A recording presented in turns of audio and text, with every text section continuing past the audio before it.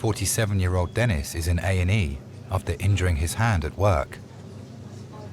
Well, I was cutting some carpet tiles. The knife slipped and cut through my... Clean carpet, new carpet? Clean new carpet, yeah. Lovely. And a clean blade? Yeah. Lovely, OK. Not lovely, but it's good that it was clean. Thanks. 23 by that time, then I left my hometown and started travelling. I come from a very small town called Limmen. It's North Holland. Have a look for you. I've made the UK my home now, and I hope to stay here for a lot longer.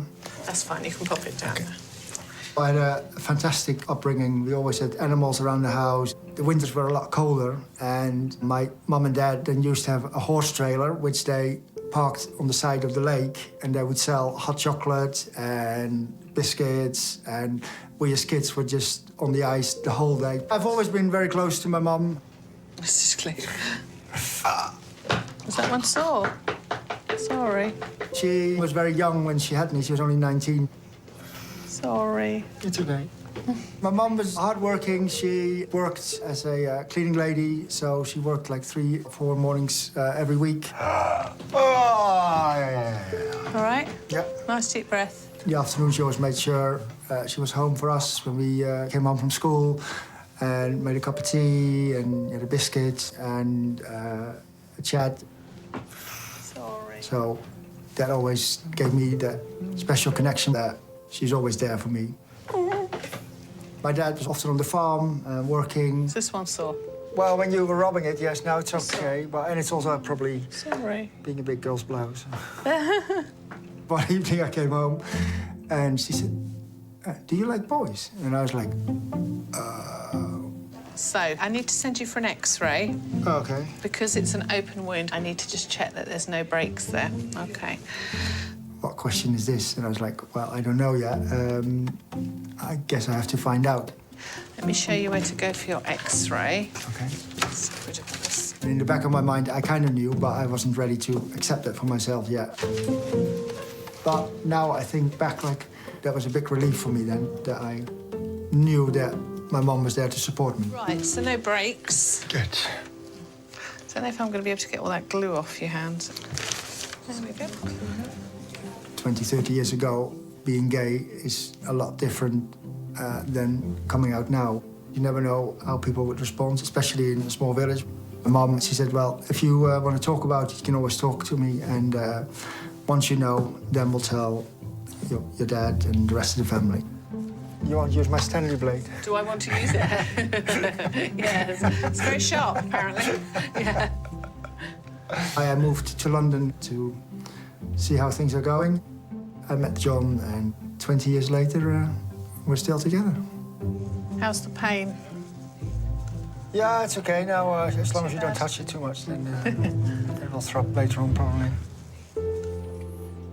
Last year, I was talking to my mom on the phone, and she said, oh, it's really cold here in Holland, and the lakes and everything is frozen over, so we're going to go ice skating. And I thought, oh, I've got nothing really planned for next weekend, so I decided to go on an impromptu visit. We'll leave the glue on the end of there. Yeah. It can stay there. I'm just going to dry it. Beautiful, sunny day, crisp, cold weather, and the whole family was there.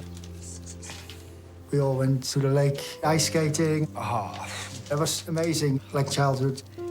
And we had a lovely time. Then in the evening, my mum made apple pie, and we watched videos from when we were young. It was a great weekend. I'm just going to push down a little bit. I came back to London. We all carried on with our weeks, and then my brother rang me, and I was like, that's strange. So I answered the phone, and I was like, hey, bro, what's going on? I could hear from the sound of his voice that something is wrong.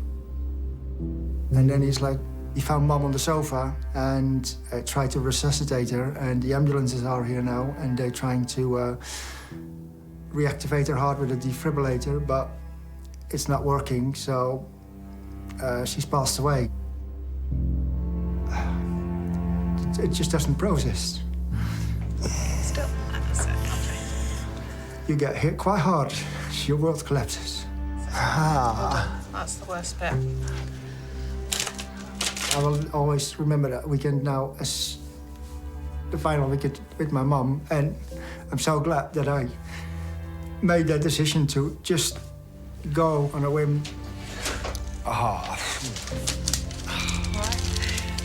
Now I think back, like, what a coincidence that we did that, and an amazing kind of last experience to have.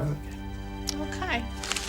All right, so leave that. If you can leave that on for about 3 days, try and keep it dry if you can. Yeah. Okay. Just take it off and it should be pretty much starting to heal.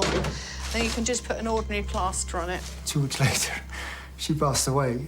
That really made me think, you need to grab life with both hands and enjoy it, because you never know when it's your turn. Thank you so much. No problem. You take care. Bye. You just need to move on, enjoy it the best you can, and that's what Mum would have wanted.